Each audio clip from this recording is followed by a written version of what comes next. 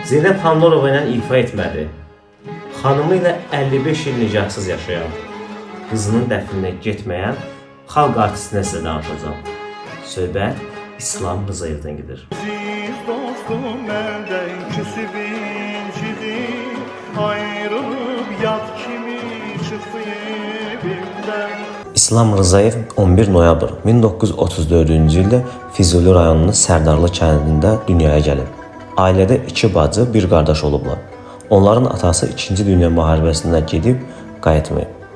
Anası Nabat xanım 3 uşağı tək böyütmək məcburiyyətində qalır. İslam Rızayev xatirələrində deyir ki, sonralar qastrol'a getdiyi ölkələrdə geri qayıtmayan atasını axtarırmış.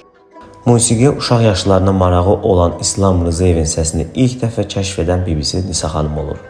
Günlərin birində bibisi onu Seyid Şuşunskinin yanına aparır. Seyid Şuşunski onun səsinə qulaq asımdan sonra məsləhət görür ki, İslam Bakıda musiqi təhsili alsın. İslam Rızayev peşəkar musiqi təhsilini Bakıda Asəf Zeynallı adına Azərbaycan Dövlət Musiqi Texnikumunda Seyid Şuşunskinin sevində muğam dəstgahlarını öyrənərək alır. O, həmçinin Zülfü Adıgözəlovdan və Həqiqət Rızayevadan muğam dərsləri alaraq sənətini təkmilləşdirir. 1976-cı ildə Azərbaycan Dövlət İncəsənət İnstitutunu bitirir. O, xarici ölkələrdə konsert verən ilk Azərbaycanlı müğənnilərimizdən biri olub. Xanəndənin gözəl səsi olsa da o heç vaxt opera sahəsində çalışmayıb. Bu haqda o belə deyib. Mən açıq deyirəm, gedib opera oxuyanlar 2-3 ildən sonra dəbdən düşürdülər. Cəmaatın onları görən gözü olmurdu. Bu fikrə görə mən operaya solist getmədim. Məni çağırmışlar ki, gəl Zeynəb Xanlarova ilə bir yerdə Məcnun oyna. Yəni, sizdən biraz pul qazanaq. Həmişə gənc oxuyanlara ehtiyacı çox olurdu. O məni Zeynəb Xanlarova ilə oxumağa dəvət etmişlər və mən getmədim. İslam Rızayev 1970-ci illərdə Leyla adlı xanımla ailə həyatı qurur.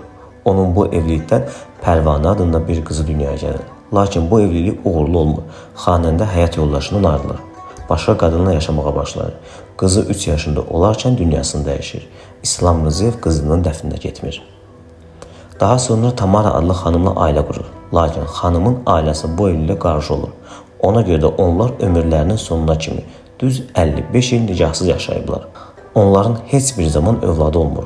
İslam Rızayev Tamara xanımın əvvəlki həyat yoldaşından olan uşaqlarına da atalıq edirdi. Onları öz balası kimi böyüdürdü. Uşaqlar da ona ata deyirdilər. Sənət aləmində hamı Tamara xanımla ona ər-arvad bilir.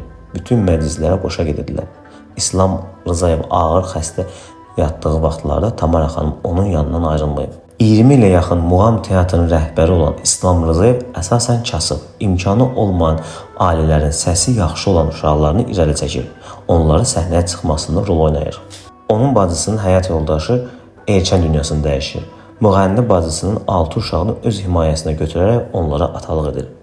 Ömrünün son illərində İslam Rızayev şəkər xəstəliyindən əziyyət çəkir, insult keçirir. Xanəndə 26 yanvar 2008-ci ildə Bakı şəhərində vəfat edir.